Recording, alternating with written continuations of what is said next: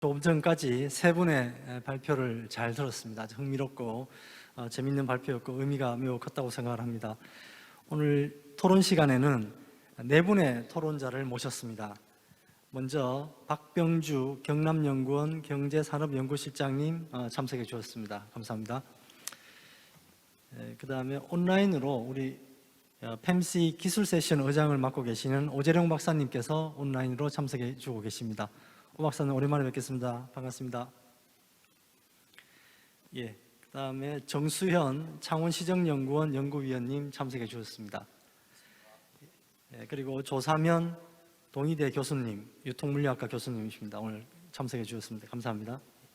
예, 오늘 토론 순서는 지금 소개해 드린 순서대로 토론을 진행하도록 하겠습니다. 먼저 토론자분들의 의견을 듣고 우리 온라인에 나와 계시는 이 왕샤오찡 박사님, 그 다음 우리 옆에 계시는 장하용 박사님이 혹시 질문이 있으면 또 대응을 해주시면 좋을 것 같고요.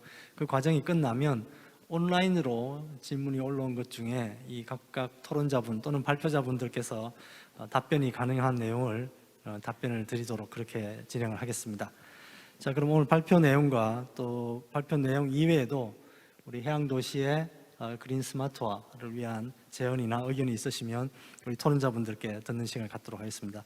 먼저 우리 박병주 박사님께 마이크를 넘기도록 하겠습니다. 박사님 부탁드리겠습니다. 예, 반갑습니다. 경남연구원에서 온 박병주라고 합니다. 오늘 먼저 이렇게 스마트 해양도시 그 네트워크에 이렇게 좋은 자리에 초대해 주셔서 감사하다는 말씀 먼저 드리고, 저희 경상남도는 정확하게 얘기하면 도시는 아닙니다. 18개 시와 군이라고 하는 그런 도시를 가진 광역지자체라서 오늘 앞에서 발표를 주셨던 닝보시나 아니면 부산시에서처럼 정확하게 그 스마트 해양 도시로서 성장하기 위한 그런 비전을, 이렇게 단일화된 비전을 가지고 있지는 않습니다. 그렇지만 그 부산시가 이 대한민국을 대표하는 또는 동북아를 대표하는 해양 수도, 해양 도시로서 발전을 하고 있는데, 경상남도는 아시는 것과 같이 이 부산과 연접해 있고 부산 서쪽에 위치해 있는 그런 지역에 있으면서 같이 해안을 접하면서 상당히 많은 해양 관련된 산업들을 육성하고 있고 활성화되어 있는 그런 지역입니다. 그래서 오늘은 저희 경상남도에서 해양산업 관련돼서 스마트화를 통해서 발전하고자 하는 그런 방향과 지금 현재 추진하고 있는 그런 사업들, 그리고 향후 아시아 내에서의 그런 도시들이 어떻게 조금 연계 협력을 했으면 좋을지에 대한 그런 개인적인 의견을 말씀을 드리도록 하겠습니다. 먼저 이 경상남도는 앞에서 말씀드렸던 것처럼 18개의 시군을 가지고 있지만 모두 해양을 접하고 있는 건 아닙니다. 그래서 몇몇 시군이 해양을 접하고 있는데, 이 경상남도에서 가장 대표적으로 하고 있는 해양 산업은 많은 분들이 알고 계시겠지만 조선 해양 플랜트 산업을 상당히 육성하고 있고, 메이저급 기업들이 경상남도에 많이 위치해 있습니다. 그래서 거제시에 2개 메이저급 회사들이 위치해 있으면서 거제시도 글로벌 해양 도시를 지향하면서 조선 해양 플랜트 산업을 기반으로 해서 상당히 성장해 가고 있고, 창원시도 마찬가지로 조선 해양 플랜트와 관련된 부품이나 기자재 산업들을 같이 육성하면서 해양 도시로서 성장을 하고 있습니다. 그리고 두 번째 대표적인 산업은 항만 산업입니다. 9개의 무역항을 가지고 있는 경상남도는 부산항, 신항을 포함을 해서 말씀드렸던 9개의 무역항을 가지면서 지역 산업의 지원을 위한 그런 다양한 항만들을 가지고 있으면서 항만 산업이 상당히 발전되어 있고, 그 다음에 통영시나 고성군을 중심으로 한 수산업도 상당히 많이 활성화되어 있습니다. 그래서 최근에는 이전의 수산업이 아닌 스마트 양식이나 스마트 수산을 지향하는 형태로 수산을 기반으로 해서 도시를 발전하기 위한 그런 방안들도 많이 찾고 있고, 그 다음에 경상남도에서는 전국 최초로 지정된 한려해상 국립공원을 가지고 있습니다. 해상국립공원을 토대로 해서 해양관광이라고 하는 그런 관광산업도 상당히 육성을 하고 있는 그런 지역입니다. 그래서 방금 말씀드렸던 것처럼 크게 해양산업과 관련돼서는 4개 산업들을 육성하고 있고 활성화되어 있는 지역인데, 안타깝게도 조선해양플랜트 산업이나 항만산업은 주로 해양의 자원들을 개발하는 그런 산업이고, 수산업이나 해양관광 같은 경우에는 해양자원을 보존을 하면서 활성화될 수 있는 그런 산업이기 때문에 상당히 좀 상충되는 부분들이 많이 있습니다. 그래서 이 상충되는 부분들 잘 해결해서 개발과 보존을 적절하게 하기 위한 그런 연안관리계획이라든지 아니면 해양공간계획들을 적절히 수립하면서 발전과 보존을 하고 있고, 그리고 최근에 화두가 되고 있는 스마트화를 통해서 산업의 발전이나 보존도 좀 더 효율적으로 하기 위한 그런 작업들을 하고 있습니다. 그러면 먼저 보존 쪽보다는 주로 경남에서는 이 개발과 관련된 산업들을 조금 많이 하고 있기 때문에 스마트화를 통해서 해양도시로서 발전하고자 하는 그런 방향성을 개발 중심으로 먼저 말씀을 드리면, 조선해양플랜트 산업과 관련해서는 앞에서 말씀드렸던 경상남도 내에 있는 창원시와 거제시가 상당히 메인으로서 해양도시로서 이렇게 발전을 하고 있는데, 잘 아시는 것처럼 2012년을 기점해서 상당히 조선업이 침체기로 접어들었다가 최근에 다시 조금 회복을 하고 있습니다.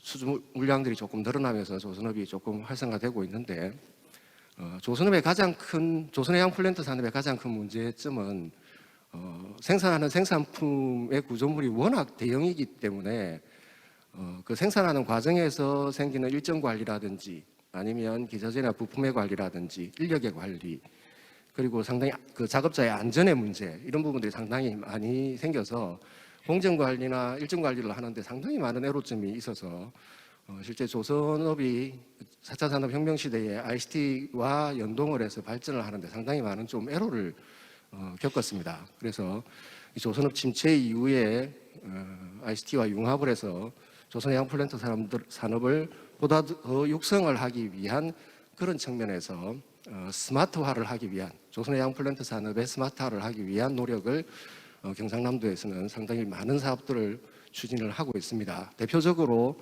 스마트 야드라고 하는 사업이 있습니다.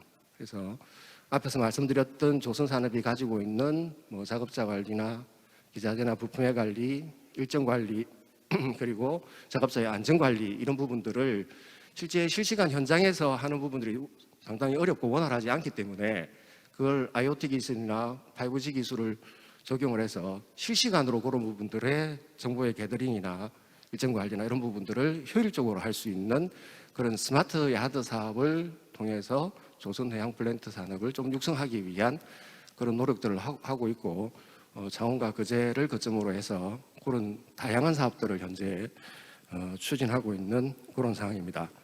그리고 경상남도는 조선해양플랜트 산업뿐만 아니고 기계산업이나 아니면 운송기기 산업 관련해서 상당히 많은 기업들이 위치해 있는데, 대표적으로 스마트화를 통해서 도시 발전을 이루기 위한 노력 중 하나로서 오늘 창원시에서도 나와 있는데, 창원 국가산업단지를 대상으로 한 스마트 산단 구축 시범 사업들을 현재 또 수행을 하고 있습니다. 그래서 그 스마트 산업단지를 통해서 산업의 구조고도화를 해서 지역에 입지해 있는 그런 산업들을 조금 더 고도화시키는 그런 노력들을 하고 있는데, 그 중에서도 특히 그 물류나 아니면 스마트화 측면에서 보면 스마트 공장 보급 사업이나 이런 부분들도 많이 하고 있지만, 이 산업단지 내에 입주해 있는 기업들의 물류를 조금 더 효율적으로 하기 위한 공동 물류 시스템을 구축을 한다든지, 그래서 기업들 간의 물류 체계를 묶어서 같이 수배송을 할 수 있는 그런 방법들을 찾아서 물류비를 낮추고 아니면 운송이나 이런 부분들의 횟수를 줄여서 탄소를 저감하는, 탄소 배출량을 저감하는 그런 노력들을 하고 있습니다. 그다음에 두 번째는 대표적인 산업이 앞에 제가 항만산업이라고 말씀을 드렸는데, 경상남도에서의 항만산업은 조선해양플랜트 산업을 지원하기 위한 창원의 마산항부터 거제시에 있는 그 고현항이나 옥포항들이 위치해 있고, 그다음에 수산업을 지원하기 위한 통영항을 중심으로 한 그런 인프라가 구축이 돼 있고, 그다음에 경남에는 대형 화력 발전소가 크게 두 개가 있습니다. 그래서 에너지를 지원하기 위한 삼천포항과 하동항이 이렇게 위치를 하고 있는데, 그 부분들은 실제 산업 지원을 하기 위한 항만들의 효율성을 높이기 위한 스마트화나 이런 노력들이 진행이 되고 있는데, 무엇보다도 중요한 부분은 창원에 위치하고 있는 부산항과 같이 이렇게 위치하고 있는 부산항 신항과 앞으로 건설될 진해 신항을 어떻게 하면 스마트화를 통해서 친환경을 넘어서 어떻게 스마트화할 것인지에 대한 그런 노력들을 경상남도와 창원시가 공동으로 노력을 하고 있습니다. 그 중에서도 아까寧波시에서 발표할 때도 내용이 있었지만, 자동화를 넘어서 스마트 항만으로 만들기 위해서는 항만 내에서 사용되어지는 장비들을 좀 자동화하는 노력들이 필요합니다. 그런데 우리가 거의 한 지난 10년 동안 이 항만에 들어가는 장비들에 관련되는 산업들이 상당히 태화가 돼서 향후 자동화 항만을 구축하거나 스마트 항만을 구축할 때 들어가는 그런 장비들과 그리고 전문 인력들을 양성하는 데 상당히 좀 애로가 있습니다. 그래서 향후 스마트 항만을 조성을 했을 때 스마트 항만을 운영 관리를 하고 그다음에 전문 인력을 양성하기 위해서는 그와 관련되어지는 장비들의 국산화가 반드시 필요하겠다라고 하는 그런 측면에서 경상남도에서는 물류 R&D 연구센터라고 해서 향후 스마트 항만에 들어가는 그런 장비들을 연구 개발을 하고 테스트를 하고 실제 운영을 하고, 그다음에 그런 스마트 장비들을 만들 수 있는 기업들을 육성을 하고, 그다음에 전문 인력도 같이 키울 수 있는 그런 R&D 연구센터를 추진하려고 계획을 하고 있습니다. 그리고 이 항만뿐만 아니고 항만 배후 부지에는 상당히 대규모의 창고들이 많이 들어와 있습니다. 거기에서 사용되어지는 그런 장비들, 스마트 물류를 구축하기 위해서 필요한 그런 장비들도 같이 국산화할 수 있도록 하는 그런 노력들도 하고 있고, 그리고 지금 신항의 배후 부지에 상당히 많은 물류업체들이 입주해 있는데, 앞에서 말씀드렸던 것처럼 스마트 산단에서는 공동 물류뿐만 아니고 물류와 관련되는 장비나 인력들도 같이 공유하기 위한 노력들도 하고 있습니다. 그걸 같이 연계를 해서 이 항만의 배후 단지 내에서도 인력이나 아니면 물류 장비들을 같이 공유할 수 있는 그런 플랫폼을 구축을 해서 조금 물류단지의 운영 효율화를 높이기 위한 그런 노력들도 하고 있고, 최근에 여러분들이 많이 기사를 통해서 접하실 텐데 물류 창고에서 근로자들의 사망 사고들을 상당히 많이 듣게 됩니다. 그래서 그런 작업 부담이나 이런 부분들을 조금 낮추기 위해서는 그런 장비들의 공유뿐만 아니고 지금 필요한 향후 필요한 웨어러블 로봇 같은 그 작업자에서 꼭 필요한 그런 장비들을 같이 공유해서 할 수 있도록 하는 그런 사업들도 현재 좀 추진을 하고 있다라고 하는 말씀을 드리겠습니다. 그리고 수산업 관련해서는 뭐 지금 현재 스마트 양식장이나 아니면 심해 쪽에 외 쪽으로 나가서 해양 플랜트 기술을 이용을 해서 고정시계 해양 플랜트를 통해서 양식을 하고, 이 정보들을 실시간으로 수집을 해서 이것들을 빅데이터 분석하고 AI 분석을 해서 양식의 자료로 활용을 할 수 있는 그런 스마트 양식장의 사업들도 추진을 하면서 각 해당되는 지역들이 같이 발전할 수 있도록 하는 노력들을 경남에서 하고 있다라고 하는 말씀을 드리겠습니다. 그래서 짧게나마 경남에서 스마트화를 통해서 양도시 발전을 하기 위한 그런 노력들을 하고 있는 부분들에 대해서 말씀을 드렸고, 무엇보다 가장 중요한 것은 앞에서 부산연구원의 장하용 박사님께서도 발표를 하셨는데, 부울경 메가시티를 추진하면서 거기 핵심적인 부분의 화두가 동부가 스마트 물류 플랫폼을 구축하는 부분입니다. 그래서 부산항 신항을 중심으로 한 동부가 물류 플랫폼을, 스마트 물류 플랫폼을 구축을 하고자 하는데, 이게 왜 필요하냐면 이 부산항이 전 세계 2위의 한적 항이면서도 코로나 이후에 비대면이 상당히 늘어나면서 이 국가 간의 전자상거래 양이 상당히 늘어났습니다. 그리고 특히 경상남도에서는 농업을 하는 도시들이 많은데 경상남도에서 생산되어지는 신선식품들, 농산물들의 수출이 뭐 항공을 통해서 많이 이루어지지만 아시아 지역에서는 이 항만을 통해서 앞으로도 상당히 많이 이루어질 가능성이 높습니다. 그러면 신선식품에 대한 수출입을 원활하게 하기 위해서는 콜드체인 체계가 구축이 되어져야 되고, 앞에서 말씀드렸던 비대면 시대에 국가 간의 전자상거래가 활성화될 때는 국가 간 거래에 대한 정보들이 조금 원활하게 공유가 되어야 우리가 그런 물류의 체계를 효율적으로 운영을 할 수 있기 때문에 앞으로 우리가 스마트 물류 해양 도시 네트워크에서 참여하는 그 도시들 간의 그런 신선 물류나 아니면 국가 간 전자상거래의 물류의 효율성을 위해서는 그런 지금 현재 기업 단위로 추진되고 있는 그런 정보의 관리가 아니고 도시 간 또는 국가 간 정보가 같이 통합되고 공유될 수 있도록 해서 콜드체인 체계라든지 아니면 국가 간 전자상거래가 조금 효율적으로 운영될 수 있도록 하는 그런 방안들을 만드는 노력들을 조금 했으면 좋겠다라고 하는 그런 제안을 드리면서 마무리하도록 하겠습니다. 감사합니다. 네, 박 박사님 감사합니다. 우리 경남의 해양 산업의 현황 그리고 앞으로의 발전 비전에 대해서 소상히 설명해 주셨습니다. 예, 고맙습니다. 다음은 원래는 오재룡 박사님과 연결을 좀 하려고 그랬는데 지금 영상 상태가 조금은 불안정한 것 같아서 오 박사님은 조금 뒤로 미루고 우리 정수현 박사님께 기회를 드리도록 하겠습니다. 좀 부탁드리겠습니다.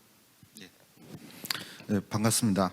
저는 이제 창원시정연구원 창원항만물류연구 센터장 정수현입니다.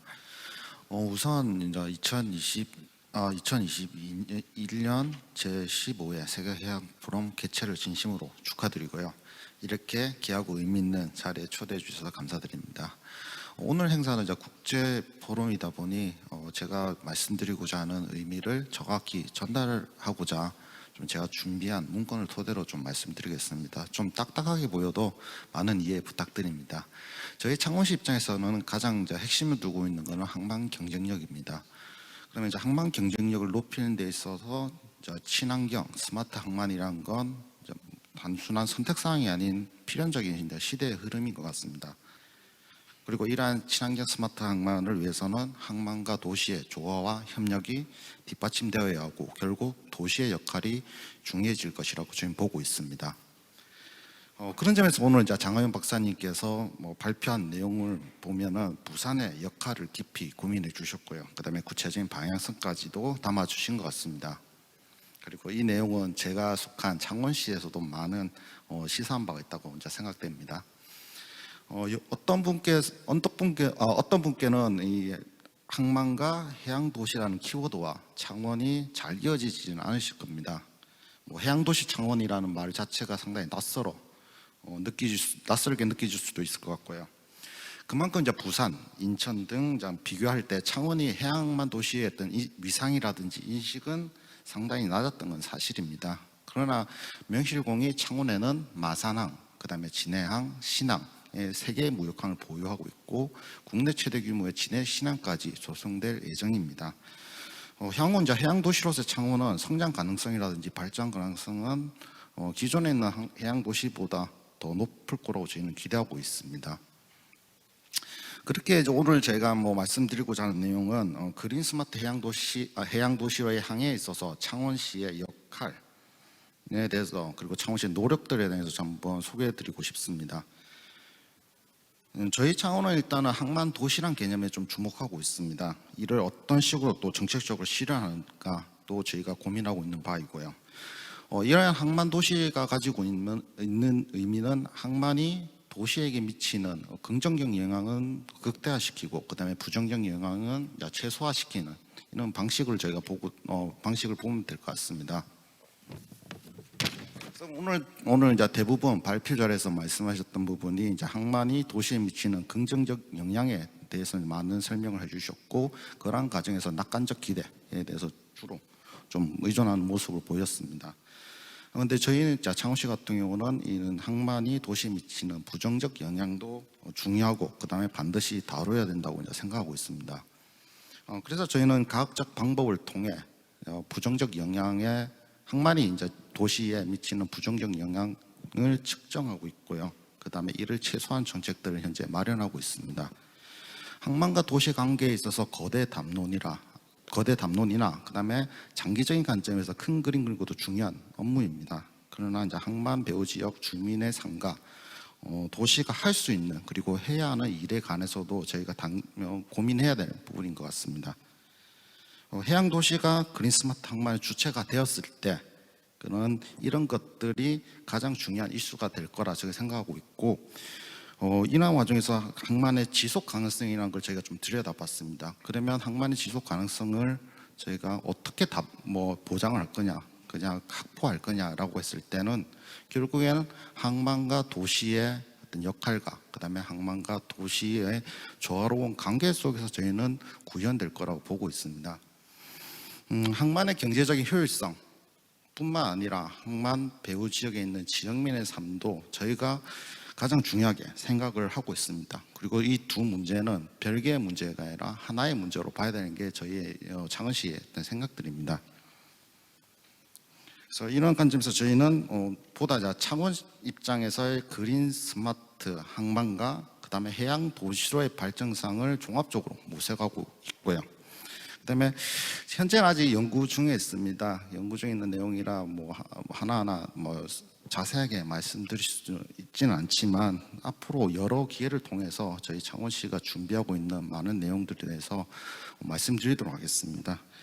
그리고 이런 자리를 통해서 해양 도시로서의 창원이 역할, 그리고 앞으로 다른 도시와의 어떤 연계 등을 고려해서 좀 방식들 깊이 논의할 수 있는 장이 마련되었으면 좋겠고요. 끝으로 이제 이 자리를 통해서 저희 이제 창원이 어떤 기존에 있는 부산, 인천 등 기존 해양 도시와 어떤 식으로 연계를 해서 스마트 항만 조성에 있어 크게 기여할지 저희가 한번 모색했으면 좋겠습니다.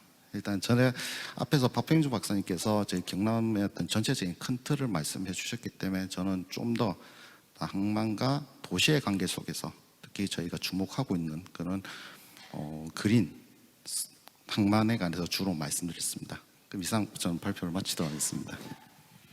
네, 감사합니다. 정수현 위원님, 우리 창원을 중심으로 한 새로운 비전과 또 우리 창원시는 내년에 특례시로 전환이 되죠. 또 새로운 도약의 발판이 마련될 것으로 기대를 하고 있습니다. 좋은 말씀 감사합니다. 지금 오재룡 박사님 연결이 되셨나 모르겠는데 오 박사님 말씀하실 수 있을까요? 예, 마이크를 좀 켜주시고 말씀하셔야 될 것 같습니다.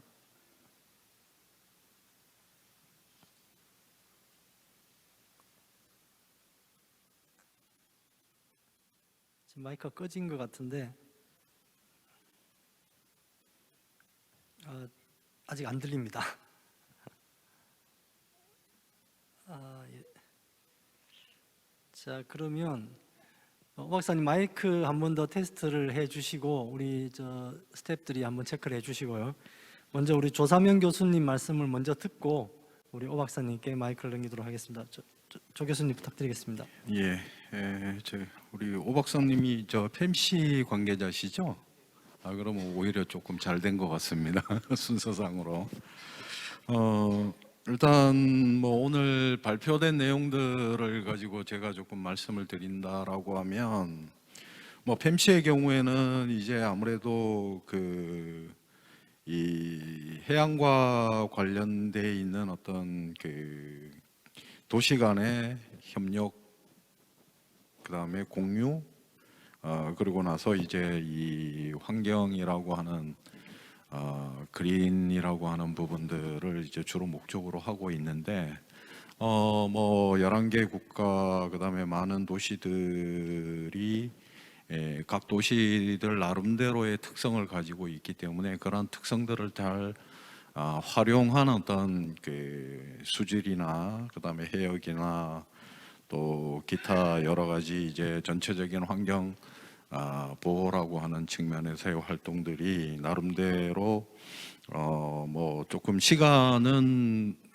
충분하지 않았겠지만 나름대로 전달을 잘 해주셔서 굉장히 의미가 있구나라고 하는 이 얘기를 저도 이제 느꼈고요. 그런데 이제 아무래도 이게 조직이라고 하는 게 이제 목적과 어떤 성과물에 대한 부분들을 사실은 공유하는 게 굉장히 중요한 부분이라고 생각을 합니다. 특히 이제 앞으로 우리 이제 그린이라고 하는 부분, 그린 스마트 해양이라고 하는 부분들에 대한 것들은 사실 뭐 지금 현재로 놓고 봐서는 누가 선두 도시다, 누가 선구자다라고 하는 것에 대한 부분들이 사실은 굉장히 다양한 분야에서 펼쳐져 있기 때문에 이러한 부분들을 공유하고 함께 할 수 있는 이런 방안들을 만들어서 이걸 점차적으로 확대해 나가는 이제 이런 노력들이 필요한데, 물론 이제 펜시의 그 스터디 그룹을 통해서 이러한 부분들을 나눈다고는 이제 하셨는데, 뭐 이런 부분들을 앞으로 더욱 활성화시키기 위한 방안이 있는지 이런 부분들은 제가 한번 질문을 하고 싶고요.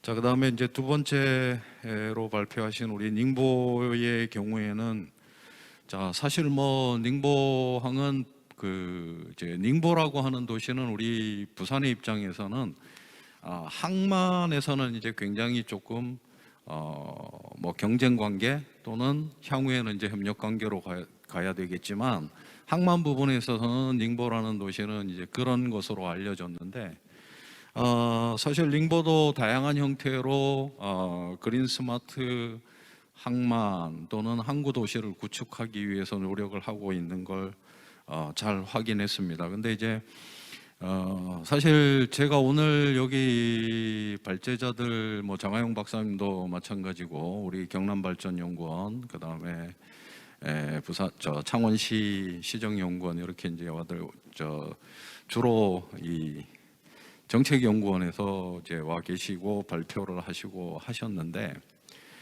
어차피 그 여러 발제자들이 언급을 하셨지만 이 그린 스마트라고 하는 부분들에 대한 부분은 지방자치단체가 단독적으로 추진하기에는 여러 가지 한계가 있다는 것은 말씀을 이제 다들 하셨어요. 그래서 사실 국가 정책과 지방자치단체의 정책을 어떻게 결합을 시킬 거냐, 또한 각 지방자치단체들이 서로 특색 있는 도시의 특색을 가지고 있는데 그 특색들을 어떻게 그린 스마트에 연계를 시킬 거냐라고 하는 정책과의 연계성에서 제가 보기에는 국가보다는 지방자치단체가 굉장히 중요하다고 생각을 합니다.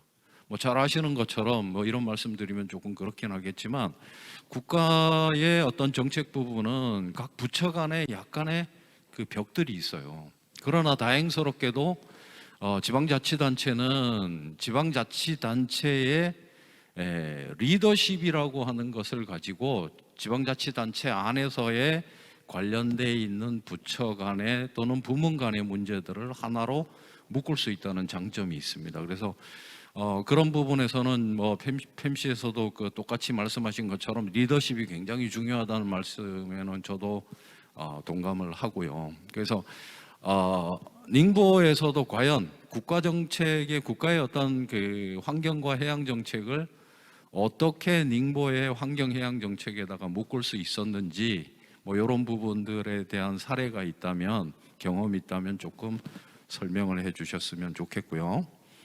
자, 그 다음에 우리 부산연구원의 장 박사님께서 이제 발표를 해주셨죠. 그래서 에너지 자립형 뭐 K 그린포트 이제 프로젝트다라고 해서 사실 수소가 기반이 된다라고 하는 부분이었죠. 근데 제가 오늘 느낀 게 뭐냐면, 만일에 울산에 지금 오늘 이 자리에 울산의 분들이 아무도 안 계신데 울산 분이 여기 참석을 하셨다면, 자, 울산의 수소 중심의 어떤 그 정책과 부산의 수소 중심의 정책을 이제 어떤 식으로 결합을 할 수 있을 것인가라고 하는 것에 대한 부분도 살짝 이 퀘스천이 조금 들더라고요. 자, 그다음에 이제 또 한 가지는 사실 전체적으로 부산이라고 하는 도시는 또 다른 해양 도시들도 다 마찬가지겠지만 부산이 물류가 굉장히 중요하죠. 부산항을 중심으로. 또 반면에 전통적으로 수산 관련 산업들도 굉장히 중요한 부분들이 있습니다. 그래서 이런 부분들도 함께 어떤 그 스마트 그린 해양 도시를 만들 때는 조금 총괄적으로 검토를 하고, 그러한 부분들도 마찬가지로 향후에 어떤 식의 방향성을 가지고 갈 것이냐라고 하는 부분에 대한 고민들도 조금 있었으면 더 좋지 않을까. 혹시 있다면 뭐 나중에 간단하게 설명해 주시면 될 것 같습니다. 자, 이상으로 제가 느낀 의견들을 좀 말씀드렸고, 끝으로 사실은 지금의 어떤 이제 이 스마트라고 하는 부분이 붙으면 저는 항상 원천적인 부분들을 조금 고민을 하는데, 과연 데이터들은 얼마나 가지고 있을까? 이 데이터들은 어떻게 관리를 하고 있을까? 그래서 이 가장 근본이 되는 빅데이터들에 대한 부분들을 잘 관리하고 활용해야지만 그 다음 단계로 더 발전적인 스마트 관련 정책들이 나올 수 있다. 그게 이제 뭐 그린에 대한, 스마트 그린에 대한 부분도 저는 마찬가지라고 생각을 하거든요.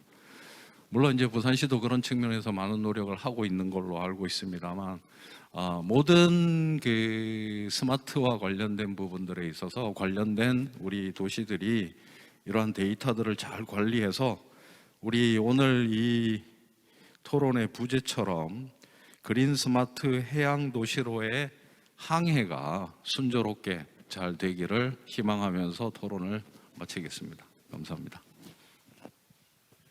네, 조 교수님 감사합니다. 세 분께 발표자 세 분께 각각의 질의를 드렸는데, 우리 펜시 에이미 총장님은 지금 연결이 안 돼 있기 때문에 오재룡 박사님께서 원래 생각하셨던 토론 플러스 지금 우리 조 교수님의 질문에 조금 답변을 해주시기를 희망을 합니다. 가능하시라고 생각합니다. 자, 오 박사님 부탁드리겠습니다. 네, 예. 안녕하세요. 이제 들리십니까?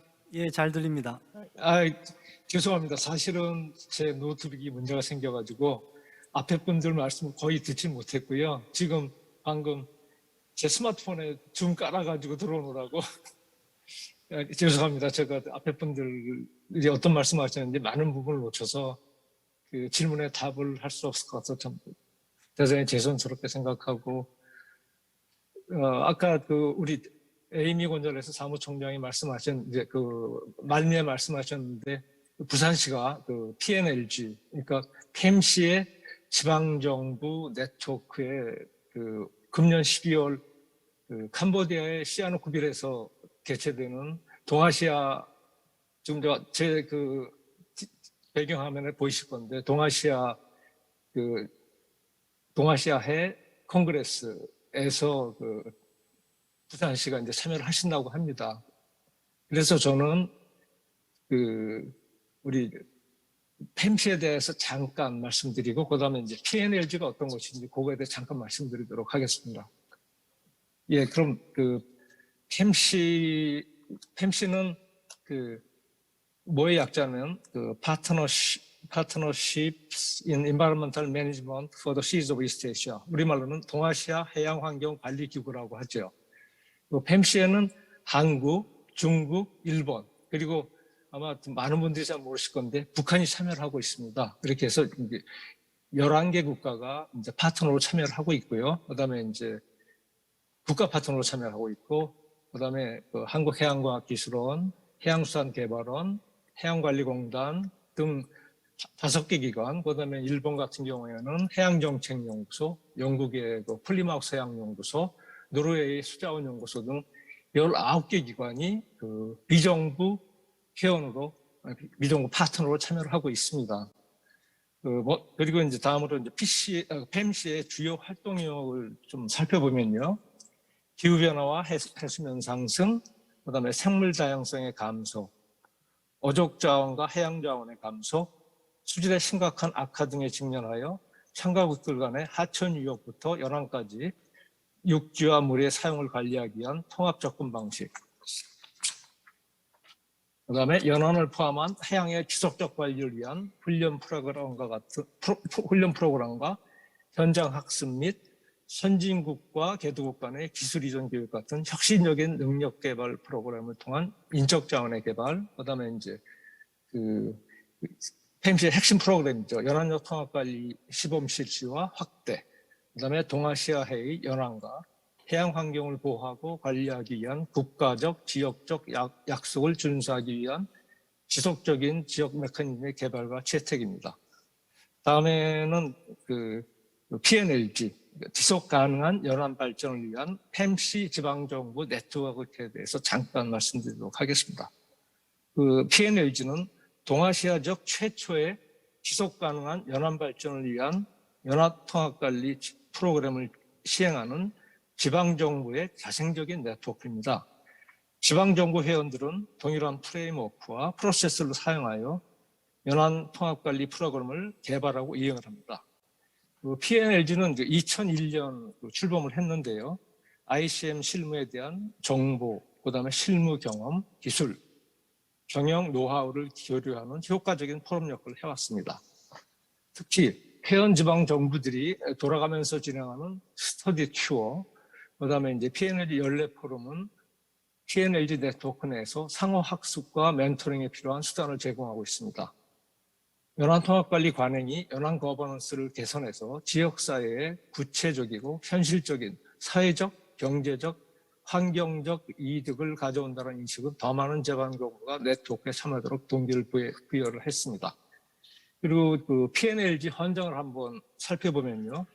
지방정부의 연안 및 해양 자원의 지속 가능한 이용을 위한 계획, 개발, 관리 역량 강화, 그다음에 연안 계획, 개발 및 관리에 있어 연안 통합관리 접근법, 프로세스 및 도구의 적용 촉진, 지방정부의 의사결정, 정책, 프로그램의 역량 강화 및 과학적 투입을 위하여 과학기술기관과 지방정부 간의 연계를 촉진하기 위한 적절한 경우 국제 및 국가기문기관, 민간 투자자 및 운영기업과 환경 투자를 위한 혁신적인 자금 조달 및 파트너십 약정을 시행합니다.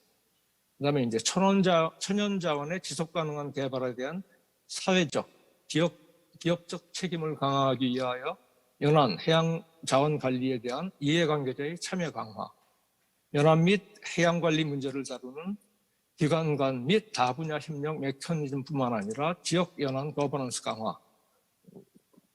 이게 이제 주요한 그 PNLG 헌장의 내용이고요.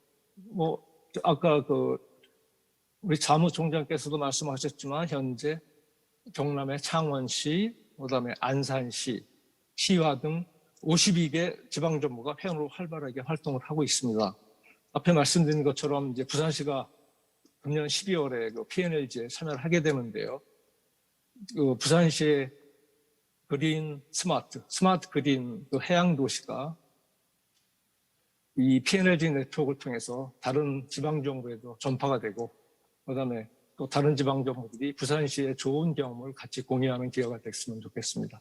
이상입니다. 예, 감사합니다. 사실은 우리 조 교수님께서 여쭤보신 내용 중에 일부가 아마 본인은 듣지는 못하신 것 같은데 답변이 좀 되신 것 같습니다. 예, 감사합니다. 이 해양 도시, 특히 항구를 끼고 있는 도시들은 거의 비슷한 문제, 제가 모두에 말씀드렸지만 거의 비슷한 문제를 가지고 있습니다. 또 디지털이라는 차원에서 보면 어쩐 한쪽 도시만 디지털이 돼서는 글쎄요, 그 항구 간에 또는 항만 간에 그런 협력 체계가 잘 될 리가 없죠. 네, 그래서 이 부분은 반드시 협력이 있어야 되고 표준화가 돼 가야 되는 그런 숙제를 안고 있습니다. 그래서 이 도시 간에 또 협력이 깊은 도시 간에 이 연계와 뭐랄까 구체적인 협력 방안을 마련하는 것은 양 도시가 동시에 발전할 수 있는 굉장히 중요한 계기라고 저는 생각을 하고 있습니다. 그런 차원에서 PNLG의 역할은 앞으로 더 커지지 않을까, 저는 그렇게 기대를 하고 있습니다. 자, 그러면 우리 조 교수님께서 우리 왕샤오징 실장님께 질문을 드린 게 있습니다. 이 지방정부와 중앙정부와의 관계, 해양 분야에 있어서 어떤 협력 체계를 가지고 어떻게 협조하고 있는지 이 내용을 질의하셨는데 우리 왕샤오징 실장님께서 혹시 답변이 가능하실지 모르겠습니다. 지금 통역이 되고 있는 거죠? 네, 안녕하십니까? 제 목소리 들리시죠?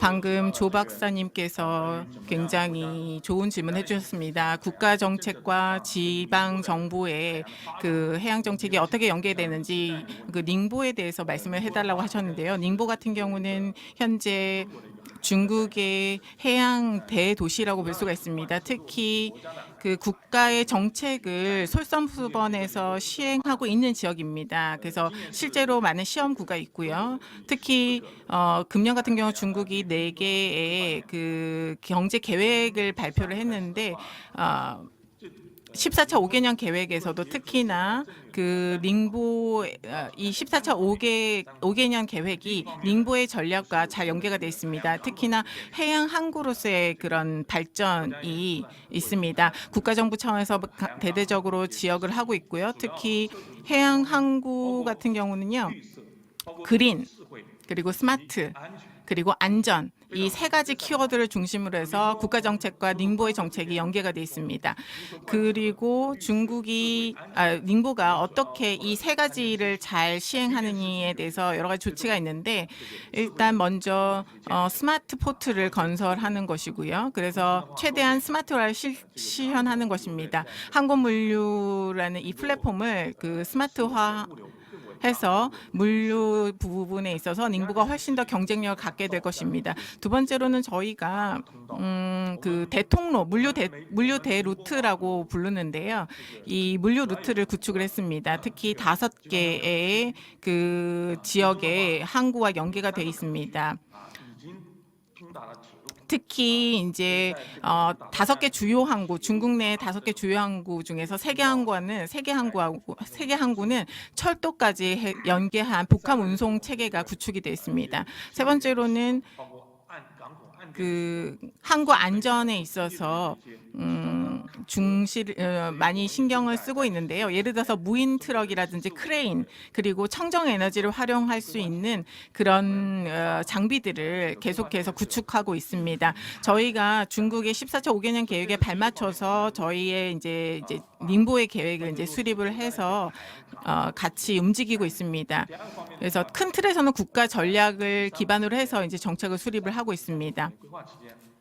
13차 5개년 계획 기간에도 해양의 혁신 발전을 대대적으로 지원한다라는 내용이 명시가 되어 있습니다. 그래서 닝보가 국가의 이런 정책과 이런 혜택들을 충분히 활용을 해서 해양 도시로서의 발전을 향해서 노력하고 있습니다. 특히 닝보는 앞으로 해양 분야에서의 그 리더가 될 수 있는 기업들을 계속해서 육성하고 있는데요. 그 외에도 과학기술 연구기관들을 계속 설립해서 어떤 기술력을 향상시키려고 노력하고 있고 산학연의 협력을 통해서 해양 성과가 실질적으로 실질적인 성과로 연구 성과가 실질적인 성과로 이어질 수 있도록 노력을 하고 있습니다. 그래서 저희가 현대적인 해양 산업 시스템을 구축을 하고 특히 과학기술의 혁신 그리고 닝보만이 가질 수 있는 그런 경쟁력 확보를 위해서 노력하고 있습니다. 그래서 국가의 해양 혁신 전략을 최대한 저희 정책에 반영을 하고 또 저희만의 전략적인 우위를 발휘해서 해양 산업을 발전시키고 있고요. 또 중국의 해양 경제 발전 시범구가 닝보에도 있습니다. 그래서 이 시범구는 어떻게 보면 테스트 역할을 하게 될 건데요. 향후 해양산업 발전의 그런 모습을 가늠할 수 있는 지역이긴 합니다. 그래서 저희가 이 지역 안에서 이런 해양 생태 벨트를 함께 구축하는 것도 우리가 검토해 볼 수 있을 것 같습니다. 이 해양 생태 벨트를 구축하게 되면요, 해양 관광자원을 활용을 할 수 있어서 새로운 산업이 육성될 수 있다는 것이죠. 그래서 결국은 해양을 통한 여러 가지 활동 그리고 해양의 그린 스마트 발전을 위해서 또 새로운 그런 길들을 모색할 수 있을 것이라고 생각을 합니다. 그래서 닝보는 현재 국가 정책을 충분히 활용을 해서 닝보만의 지역적 특성을 가미한 해양 정책을 추진하고 있습니다. 그렇게 해서 대도시로 거듭나고 있습니다. 들어주셔서 감사합니다. 네, 우리 왕샤오증 실장님 이 긴 시간 동안 온라인에서 저희와 같이 해주셔서 대단히 감사드리고 또 이렇게 질문에 대해서 자세하게 본인이 설명해 주신 점은 특별한 감사의 말씀을 드립니다. 고맙습니다. 우리 닝보의 어떤 전략, 우리 항만이나 또 철도 같은 국가 기관망은 어떤 특정 도시가 할 수 있는 일들은 아니죠. 이게 국가 또는 국제와 연결되는 그런 인프라이기 때문에 당연히 국가의 지원과 국가의 기본 전략이 필요하리라고 생각이 듭니다. 문제는 이게 여러 개의 국가 기본 계획이 어떻게 묶여져서 특정 지역의 발전에 도움이 될지, 이거는 이제 우리한테 숙제로 남아 있는 거죠. 그래서 우리 부산시 또 경남 또 울산이 또 다른 지역도 마찬가지입니다만 그 지역을 중심으로 한 종합 계획을 또 한 번 수립을 해서 국가 계획을 어떻게 잘 담아낼 수 있는지 계속 고민을 하고 있다고 저는 생각을 하고 있습니다.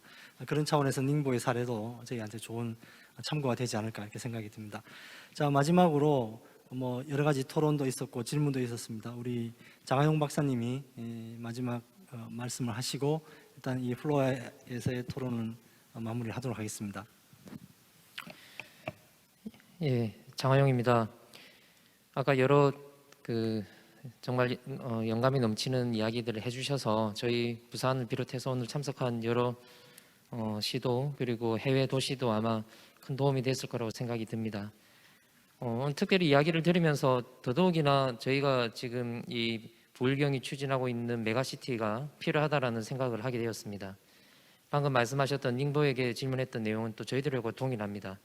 저희가 과연 국가의 그런 그린과 스마트와 관계된 전략들과 정책들을 지역화에 어떻게 잘 접목할 것인가, 그리고 아까 말씀하셨던 오늘 울산 아까 이야기 조금 하셨는데 울산도 원래는 초대를 했었었는데 좀 다른 급한 일로 또 양해를 구해서 참석을 못했지만 방금 이야기했던 수소, 우리 조사면 교수님 말씀하셨던 수소의 영역들도 마찬가지, 각자의 지역에서 한 번에 다 수소를 다 할 수 없었습니다. 그래서 각자의 지역들의 장점들 그리고 단점들은 서로를 보완해야지만이 수소를 활용한 도시의 어떤 큰 패러다임의 변화들이 일어날 수 있고, 아울러 각 도시들의 그 연합을 위해서라도 바로 동남권 부울경의 그 메가시티가 필요하다라는 생각이 더욱 더 들었습니다. 그리고 아직까지 아마 다음 기회가 되면 말씀드리겠지만 지금 이제 부울경이 이제 내년도 상반기에 추진을 하고 있고 그 조직이 이제 어떤 사무를 해야 되는지 이제 조사 연구에 들어가게 됩니다. 그랬을 경우에 이제 저희가 지금 오늘 발표하는 그러한 내용들을 우리 또 연구진에게 잘 전달을 해서 이 부울경 메가시티를 할 때에 이제 우리가 그린 스마트가 우리 도시에 또 그 부울경 지역의 주요한 사무와 또 역할을 할 수 있도록 그렇게 하겠습니다. 아울러 오늘 여러 내용들은 또 우리 연구진들과 그리고 또 참석하신 분들하고 계속적으로 좀 토의를 해서 좀 더 나은 그리고 좀 더 우리 시민들 국민들에게 좀 가시적인 그런 성과로 또 내년에 뵐 수 있기를 기대하면서 토론 마치겠습니다. 감사합니다. 네, 장 박사님 감사합니다. 지금 시간이 거의 마무리가 돼서 죄송하게도 이렇게 더 이상 Q&A를 또 진행하기가 좀 어려울 것 같습니다. 대신 저희 홈페이지 쪽에 질문이 있으시면 남겨주시면 저희 사무부에서 관련되는 전문가들의 답변을 질의하신 분들께 세세히 놓치지 않고 보내드릴 것을 제가 약속을 드립니다. 많은 참여를 부탁을 드리겠습니다. 자, 그럼 이것으로 오늘 일찍의 발표와 또 논의를 했던 해양도시 네트워크 세션을 마무리하도록 하겠습니다.